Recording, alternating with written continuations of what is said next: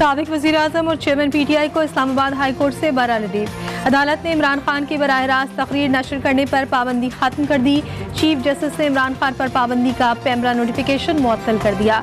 Islamabad high court का PEMRA attorney general को notice. PEMRA ने इमरान खान की तकरीर पर पाबंदी लगाकर इख्तियार से तजावुज़ किया। इस्लामाबाद हाई कोर्ट के रिमार्क्स।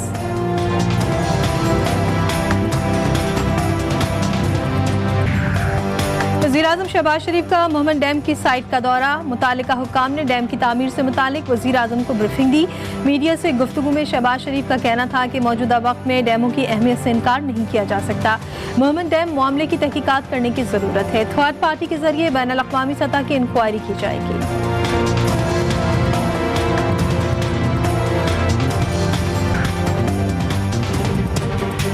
और नून लीगी नायब सदर मरियम नवाज का सैलाब से मुतासर जनूबी पंजाब के जिला तौंसा का दौरा। तब्बी खसरानी में सैलाबी मुतासरीन से गुफ्तगू में बोली, जानों के ज़िया पर दुख और अफसोस है। ये सियासत का वक्त नहीं बल्कि आवाम के दुख में शामिल होने का वक्त है। मुखय्यर हज़रात सैलाब ज़दगान की इमदाद करें। IMF एग्जीक्यूटिव बोर्ड का इजलास आज होगा। इजलास में पाकिस्तान के लिए $1.17 अरब कर्ज की मंजूरी मुतवक्के। तहरीक इंसाफ हुकूमत और IMF मुआहदे में रोड़े अटकाने लगी। शौकत तरीन की वज़ीर ख़जाना खैबर पख्तूनख्वा तैमूर झगड़ा और मोहसिन लगारी को की गई मुबैना कॉल लीक हो गई। कॉल में शौकत तरीन, तैमूर झगड़ा और मोहसिन लगारी को IMF डील पर खत लिखने का कह रहे हैं। मुबैना कॉल के दौरान शौकत तरीन तैमूर झगड़ा को IMF डील सबतास करने पर उकसाते रहे। IMF डील के बदले मुज़ाकरात और कुछ मुतालबात मनवाने पर बातचीत की गई।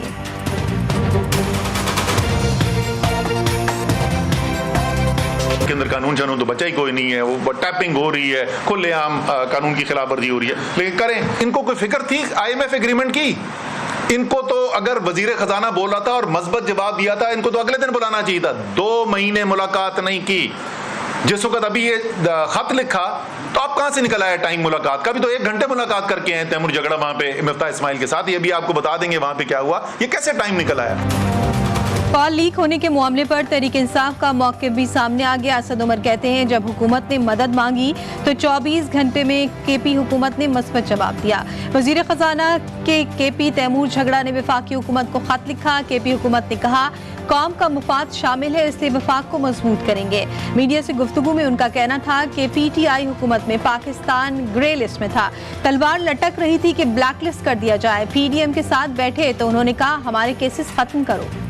से खत हमारे MOU एक्सेप्ट करने की कंडीशनैलिटी थी और मैंने खुद लिखा था। उसके बाद हमने पहले साल उस कबायली अजला का बजट इंक्रीज किया। जब दूसरी बार हमसे MOU पे साइनिंग मांगी, शौकत तरीन साहब वजीरे खजाना थे, ऐसे ही उनके साथ बात हुई और उन्होंने हमारे डिमांड्स मान के हमें 25 अरब रुपए की रिकॉर्ड NHP का एक ग्रांट दिया हमारे बकाया जात के। NFC नहीं हुआ तो वो फेडरल गवर्नमेंट की रिस्पॉन्सिबिलिटी है कि वो पैसे दे, तो उसका मुझे जवाब नहीं मिला और मिल भी नहीं सकता।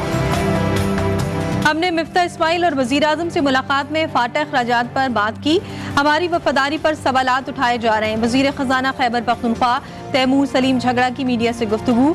बोले, खत मैंने ही लिखा था जिसमें कबायली अजला के मसाइल हल करने की बात की। खत में मेरा विफाक से मुतालबा था कि NFC का इजलास बुलाया जाए। मिफ्ता इस्माइल ने KP हुकूमत के खत को मुल्क दुश्मन करार दे दिया। वफाकी वजीर खजाना बोले, हुकूमत से पहले ये खत IMF हुकाम को भेजा। सारी साजिश के मास्टरमाइंड शौकत तरीन है। तहरीक इंसाफ घटिया हरकतें करने पर उतर आई है। मुल्क पर अपनी सियासत को तरजीह दी गई। शौकत तरीन ने सूबाई वज़रा को हिदायत दी। मोहसिन लगारी ने कहा, क्या इससे मुल्क को नुकसान नहीं होगा? वज़ीर-ए-आज़म शहबाज शरीफ का सैलाब से मुतासरा नौशहरा और चारसद्दा का दौरा। इमदादी कैंपों में सैलाब मुतासरीन के मसाइल भी सुने। मुतालिका हुकाम की जानिब से नुकसानात और इमदादी कार्रवाइयों पर ब्रीफिंग दी गई।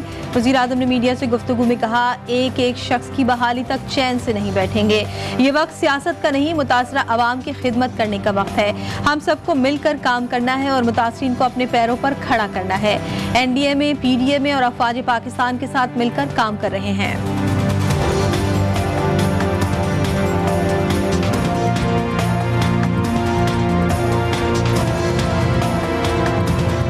इंशाअल्लाह हम आपको अपने घरों में आबाद करेंगे और ज़िंदगी रही तो मेरा आपसे कौम से वादा है कि मैं उस वक्त तक मैं चैन से नहीं बैठूंगा जब तक कि आखिरी घर आबाद नहीं हो जाता, उनका घर नहीं बन जाता और उनके बच्चे दोबारा स्कूलों में वापस नहीं जाते। मैं चैन चारों सूबों में तूफानी बारिशों और सैलाब की तबाहकारियां जारी। गुज़श्ता 24 घंटों में मजीद 28 अफराद जान से गए।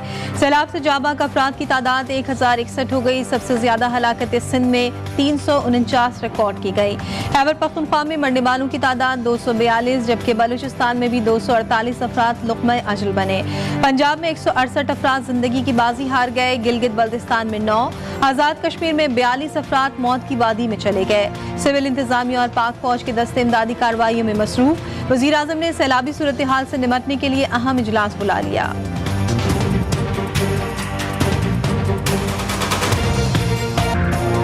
खैरपुर के इलाके पीर जो गोट में 6 मंजिला इमारत गिर गई। हादसे में 30 अफराद मलबे तले दब गए। इलाका मकीनों ने अपनी मदद आप के तहत 10 अफराद को अस्पताल पहुंचाया। पुलिस और इमदादी टीमों ने मलबे तले दबे मजीद अफराद को भी निकाल कर अस्पताल मुंतकिल कर दिया। ज़राए के मुताबिक इमारत में 6 खानदान रिहाइश पसीर थे।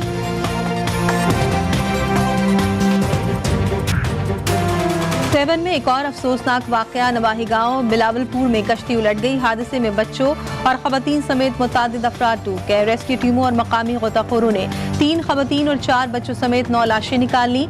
दीगर अफराद की तलाश के लिए इमदादी कार्रवाइयां जारी। पुलिस के मुताबिक कश्ती में 17 से ज्यादा अफराद सवार थे। रोजनामा नवाए मिल्लत ग्रुप ऑफ न्यूज़पेपर लाया अपने चाहने वालों के लिए मिल्लत न्यूज़ HD। मुल्क पाकिस्तान से हमें bureau chief, deputy bureau chief, खुसूसी नुमाइंदगान, रिपोर्टर्स दरकार हैं। ख्वाहिशमंद हजरात अपनी CV nawai.millat786@gmail.com पर भेज सकते हैं या 0300861738 पर व्हाट्सएप भी कर सकते हैं। इसके अलावा मुल्क पाकिस्तान से हर किस्म की खबर या वाक़या को व्हाट्सएप के ज़रिए भी हम तक पहुंचा सकते हैं। मिल्लत न्यूज़ के साथ जुड़े रहने के लिए हमारे फेसबुक पेज मिल्लत न्यूज़ को लाइक, फॉलो और शेयर करना मत भूलें।